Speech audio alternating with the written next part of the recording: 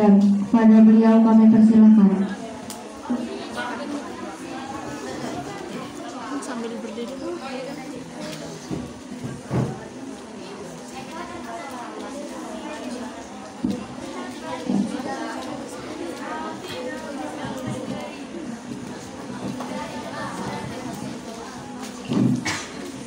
Assalamualaikum warahmatullahi wabarakatuh.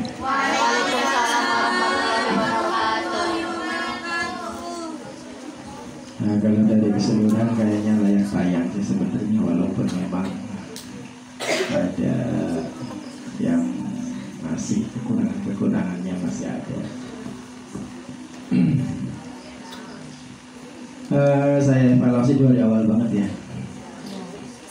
Tadi MC ada nasta'inu wa ala umuri dunya wa din, maka saya nasta'inu ala umuri dunya wa din, jangan pakai wawu. Kalau nggak salah ini pembukaan yang pernah muncul sebelumnya dan pernah saya suruh ganti jangan pakai wawu, tapi ini muncul lagi wawunya. Kemudian yang kedua sambutan itu dari bawah ke atas, bukan dari atas ke bawah. Nah, jadi kalau yang tadi harusnya urutannya perwakilan dari kelas akhir dulu, kemudian udah asrama, baru kemudian pembina, baru kemudian pengasuh gitu. Nah, urutannya. Kemudian tentang teknis pertanyaan, kayaknya lebih bagus pertanyaan itu pakainya siapa yang cepat aja, jangan pakai 1, 2, 3. Insya Allah yang ngacung banyak kan, nggak tahu siapa yang ngacung duluan. Akhirnya ya salah-salah aja, tunjuk siapa. Yang penting kalau salah-salah mungkin yang deket aja siapa, yang agak akrab siapa. Nah, coba kalau si satu membacakan pertanyaan, satu melihat yang paling cepat ngacung. Berarti itu dia yang paling cepat berpikirnya, dia yang tahu pertama. Kayaknya berhak, itu paling berhak kan ya. Daripada nunggu waktu dulu 1, 2, 3. Nah, kayaknya di samping susah menentukan siapa yang duluan. Nah, kayaknya nggak fair gitu. Yang istilahnya yang lebih tahu lebih cepat belum tentu punya kesempatan yang lebih. Tadi kan yang membagikan Kalau begitu pertanyaan langsung ngacung, berarti kan dia paling cepat taunya, kayaknya lebih berhak gitu ya. Jadi lebih ini ya, lebih berhak lah gitu untuk mendapatkan kesempatan. Kemudian masuk ke pembahasan. Nah, yang paling umum kesalahannya itu masih seperti tahun-tahun sebelumnya, yaitu tentang harokat dan cara potong. Memang ini perlu nahu yang ada lumayan ya. Harokat masih banyak yang ini, bahkan tadi ada yang agak lumayan banyak salahnya, tapi nerangkannya bagus banget, jadi ya kan layak aja. Terangkannya kayaknya dari sesi yang tadi dia yang paling luar biasa ya, tapi banyaknya juga yang paling luar biasa. Banyak salahnya, salah baca harokatnya paling banyak salahnya, tapi cara nerangkannya kayaknya paling bagus dia. Jadi imbang, ada kekurangannya cukup besar, tapi kelebihannya lebih besar. Nah, banyak salah harokat. Nah, salah potong, salah memotong, cara memotong. Nah, dengan mudhof ilaih itu seharusnya digabung. Fi'il dengan fa'il, kalau fa'ilnya isim dhahir itu dipisah. Kalau fa'ilnya itu isim dhamir, oke, baru digabung. Nah, jadi ada aturan-aturan mainnya. Ada yang memang boleh dipisah, boleh digabung. Semodel sifat mausuf, digabung bisa, dipisah juga bisa. Nah, yang secara umum. Nah, kemudian yang secara khusus ada beberapa yang perlu dikoreksi. Tadi ada keterangan megang Nggak ada rasa kipasan pakai itu. farji membatalkan wudhu baik dengan telapak tangan sendiri ataupun telapak tangan orang. Jadi ngerti loh. Ini sebenarnya bukan itu yang jadi pilihan sendiri atau orang lainnya ya. Bukan telapak tangannya. Kalau memegang farji, memegang kemaluan baik dengan telapak tangan sendiri atau dengan telapak tangan orang lain, berarti yang batal yang megang atau yang dipegang? Yang megang. Hah?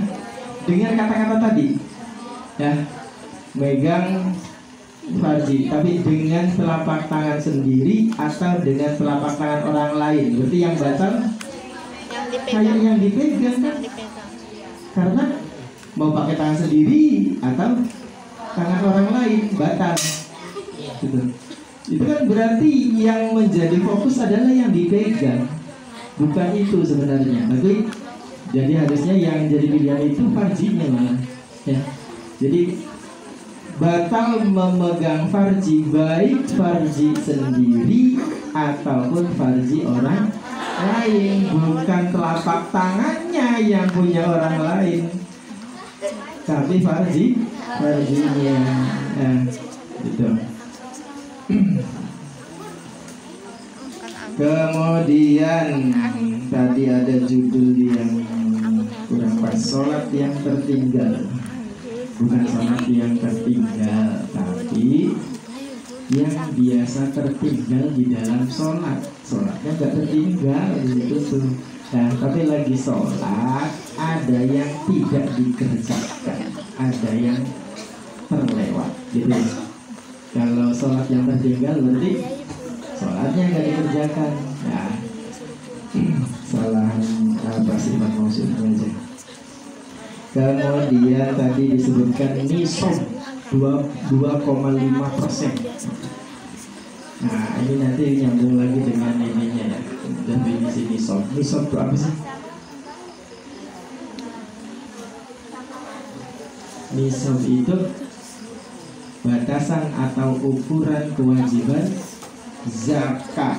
Jadi kalau sudah sampai satu nisab, nah berarti wajib zakat. Kalau tidak sampai satu nisab, tidak wajib zakat. Apakah 2,5%?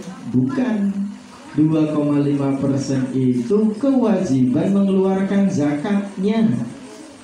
Nah, kewajiban mengeluarkan zakatnya itu 2,5%. Nisabnya tadi kalau harta dagangan itu mengacu pada emas atau perak.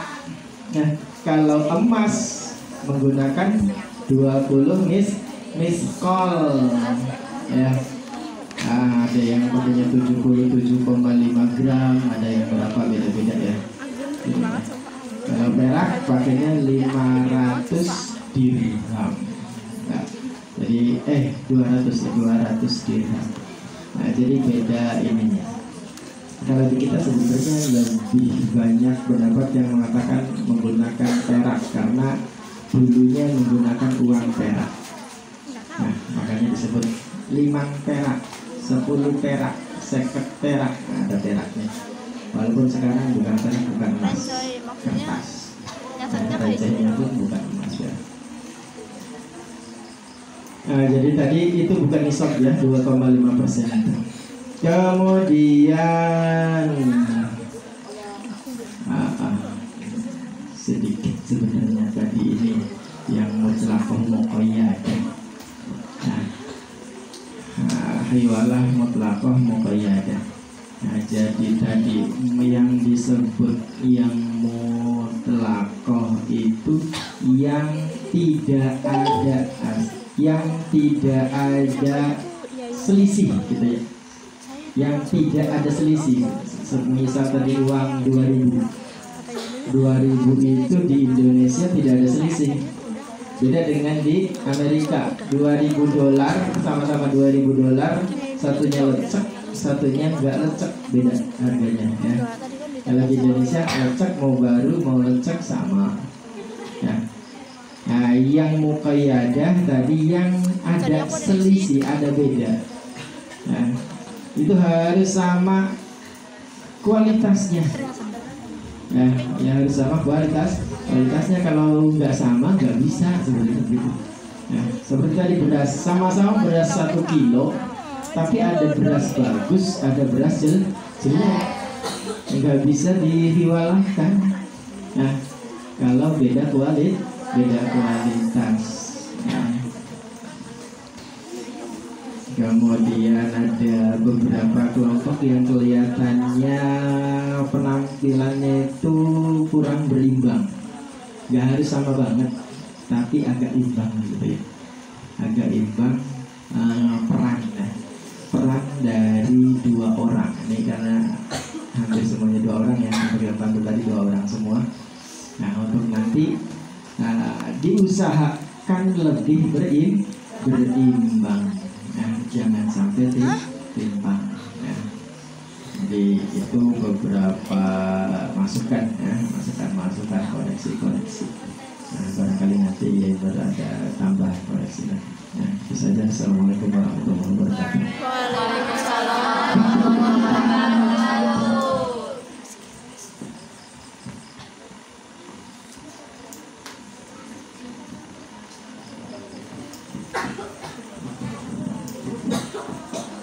Langsung lanjut dilanjut.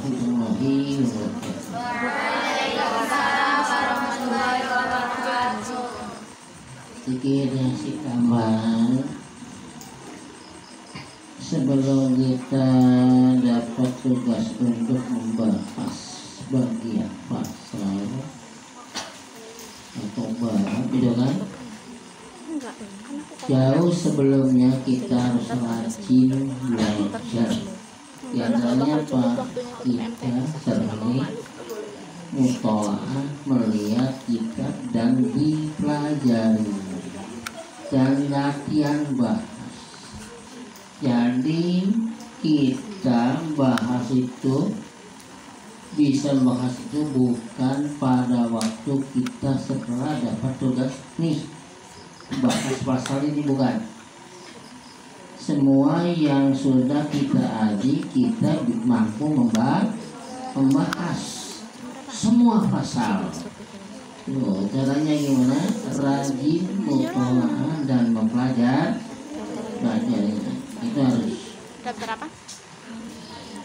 Masih Nah, jauh. sebetulnya mutolaah itu sangat penting. Di samping mutolaahnya sedikitnya kita agak ada sedikit apalan, apakah nakunya, apakah sholatnya. Karena itu sebetulnya manfaatnya sangat besar.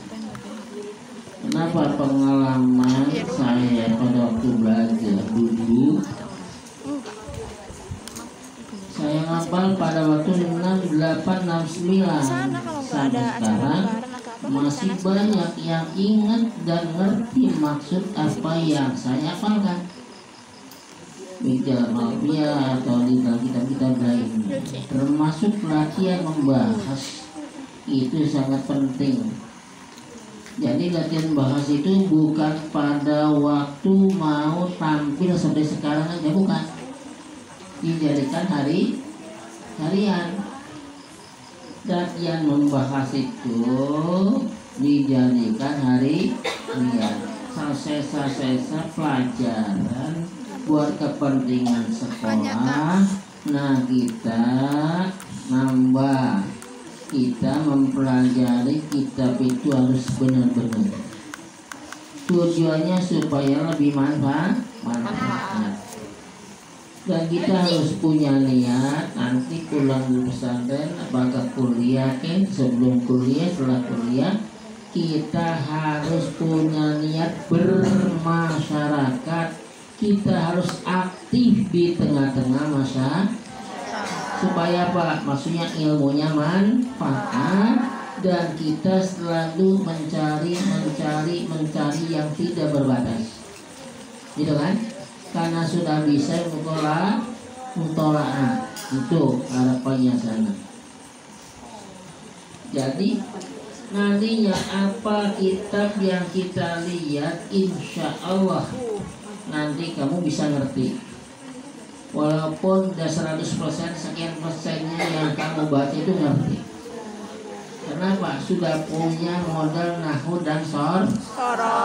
Dari punya modal nahwu dan sorf itu sangat penting. Karena nahwu buat i'rab, sorf itu buat makna. Sudah tahu makna munkasirun, tahu dari inkasaro itu kan, tahu. Jadi kesimpulan maknanya ngerti. Kenapa? Ngerti nahwu dan sorof. Jadi sorof buat makna dari pertama nasoro, tanasoro, intasoro, istansoro, itu kan semuanya dikembangkan itu buat makna. Itulah tadi sedikit tiada nuruh kalau kemarin jadul selalu hari. Kemarin itu maknanya apa? Kemarin itu maknanya matahari dan bulan. Kenapa bukan samsen? Nah di situ, gitu kan? Nah di situ Pak, itu termasuk pelajaran buat kita. Nuruhum kal kemarin cahaya seperti matahari dan bulan. Maksudnya siapa? Maksudnya siapa kal kemarin? Nuruhum kal kemarin itu maksudnya siapa? Sayyidina Hasan dan Sayyidina Husain. Sayyidina Husain itu siapa sih? Putra Siti Fatimah Zahra dari Sayyidina Ali. Sayyidina Hasan dan Husain itu yang kedua-duanya wafat di bantai. Sayyidina Husain dimutilasi oleh Yazid bin Muawiyah. Allahumma. Dimutilasi sama Yazid bin Muawiyah dan diarak-arak. Tuh berputar-putar. Allah itulah orang-orang yang anti sama keturunan kita Kanjeng Rasulullah. Padahal yang si pembunuh dan yang mengarak-arak itu KTP-nya Islam. KTP-nya Maka harus waspada. Islam itu ada orang NU, orang Muhammadiyah, orang Ahmadiyah, semuanya tapi kita harus waspada. Karena pembunuh Sayyidina Husain itu siapa? Orang Islam. Sayyidina Husain, Sayyidina Ali punya anak laki-laki dan perempuan semuanya 33. Semuanya dibunuh oleh Yazid bin Muawiyah. Yazid bin Muawiyah itu sahabat Muawiyah itu sahabat. Yazid itu anaknya. Jadi Yazid pun masih keturunan dari sahabat. Karena cemburu sosial. Nah disitulah. Jadi Sayyidina Husain ditipu, diundang dengan bahasa mau diangkat jadi khalifah. Ternyata 80 orang semuanya sekeluarga, putra-putranya, cucu-cucunya, itu kan, istri-istrinya dibantai di tengah-tengah jalannya itu di Karbala. Karbala sangat luar biasa. Itu maksudnya merupakan suatu sejarah yang perlu kita dijadikan pelajaran. Maksudnya Pak, kita harus hati-hati kan itu harus hati. Di Indonesia itu golongan orang Arab itu sangat banyak, jutaan. Tapi adakah satu aja orang-orang Arab yang dekat sama habaib? Ada nggak? Tidak ada. Hah? Tidak ada. Itulah maksudnya dijadikan catatan.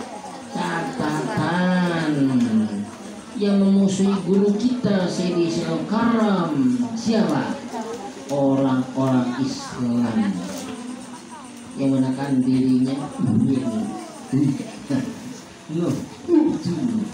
tetapi memusuhi Habib kekasih Allah Subhanahu. Maksudnya kita harus hati. Pembunuh Sayyidina Husain orang pembunuh Sayyidina Hasan orang situ nah. Sayyidina Husain cucunya siapa? Sayyidina Hasan cucunya siapa? Kedua-duanya cucunya Kanjeng Nabi. Kedua-duanya terbunuh. Si pembunuhnya itu orang Islam, membunuh dengan rame-rame. Memerangi dan rame-rame. 33 putranya semuanya dibunuh. Yang sisa cuma satu, Sayyidina Ali Zainal Abidin. Allah itu semuanya kita umat Islam dapat lindungan dari Allah Subhanahu wa taala, diselamatkan dari mara bahaya tujuan orang-orang hasud.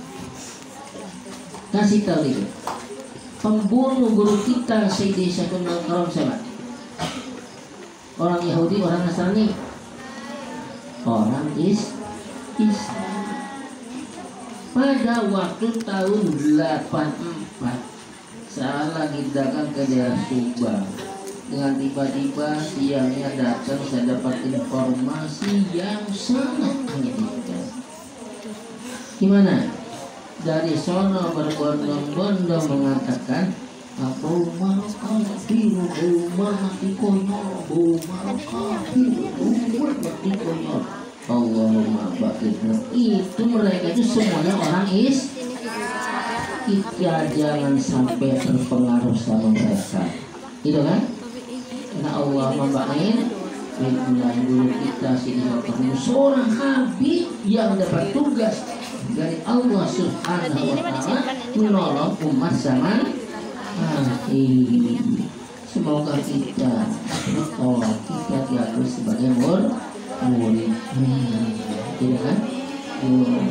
Dan karena ya banyak contohnya orang-orang mengikut syahadatin akhir umurnya matinya husnul khatimah. Baca syahadat 3 kali tadi sudah dijelaskan sama siapa. Pertama buat husnul khatimah, kedua kali buat tadi di alam kok ditanya oleh malaikat mungkar dan itu sebelumnya tahu bahwa itu muridnya guru kita Sayyidi Syaikhul Karam. Syahadat ketiganya wassalam syahadat ketiganya buat di padang mahsyar. Karena di padang mahsyar itu ada bendera. Bukan bendera NU, bukan bendera Nahdliyin, bukan benderanya orang-orang Muhammadiyah, tetapi bendera Liwaul Hamdi. Benderanya Kanjeng Nabi. Tulisannya apa? 2 kalimat. Ada tempat bernaungnya orang yang istiqomah syahadatnya. Di sono di samping bernaung di bawah bendera Liwaul Hamdi dengan minum laga kautsar. Laga kautsar itu enak enggak ya? Dibandingkan dengan segala macam minuman yang ada di dunia, gimana? Semuanya tidak ada apa-apa. Karena rasa-rasa minuman dari surga dimasukkan semuanya ke laga kautsar. Jadi limanya bukan main. Kalau diminumnya sekarang ya pada waktu di dunia, waduh sudah pingsan bisa gitu kan. Cuman di sana sudah kekuatannya beda. Siapa wongnya pengen minum laga kautsar, maca syahadat ping telu aja udar. Itu gampang bahasa apa itu? bahasa Jawa. Jadi naroman Abah itu Jawa semuanya karena buat orang Jawa supaya ngerti. Kita harus yakin bahwa aura Sayyidina Karam semuanya apa namanya? Ilham dari Allah Subhanahu, bukan dari pribadinya, tetapi langsung dapat ilham dari Allah Subhanahu wa taala. Ada jasa terusnya semuanya ilham. Pada waktu masih prosesnya saja ingat. Pada waktu saya baru umur berapa, bahasanya itu tambahan. Kiana tambahan maca kieu di dokone bangono. Sudah 1 bulan, 2 bulan keduanya iki anak tambahan mani baca Allah Muhammad tajwid baru, ada tambahan lagi baca ini terus, nah, sampai akhir umur. Dan syariatnya wafat dipukul sama orangnya orang Islam, penyuruh orang Islam. Maksudnya kita harus waspada, jangan asal Islam saja. Biar kita tidak boleh suudon, kita harus hati-hati. Mungkin itu aja. Jadi jangan lupa bahwa guru kita Sudi Karam zaman akhir sapa kang ngomong agam ini kamu bangsa turunane Nabi kang oli perintah sing Allah Rabbi. Kalau zaman dulu, zaman awal kan masih zaman Nabi, itu bahkan Nabi. Ini karena sudah bukan zamannya Nabi, adanya sifatnya itu kutbul aktab. Kutbul aktab itu apa? Presiden dari para wali. Setiap zaman para wali tidak kurang dari 124.000 wali. Rajanya itu guru kita sini Sinal Karam. Pada waktu zamannya Syarif Hidayat, yang jadi raja itu Syarif Hidayatullah. Abah sebut abad awal Gusti Syarif Gunung Jati, abad akhir Gusti Syarif Kebon Melati. Kebon Melati itu di mana? Di Masjid Pusat, tidak kan? Masjid Pusat itu disebut Masjid Kebon Melati karena sejarahnya dulu sebelum dibangun masjid itu Kebon Melati, disebut Masjid Kebon Melati. Semoga kita dapat ridha Allah SWT, diaku jadi umat Rasul, diaku jadi muridnya guru kita Sidi Sinar.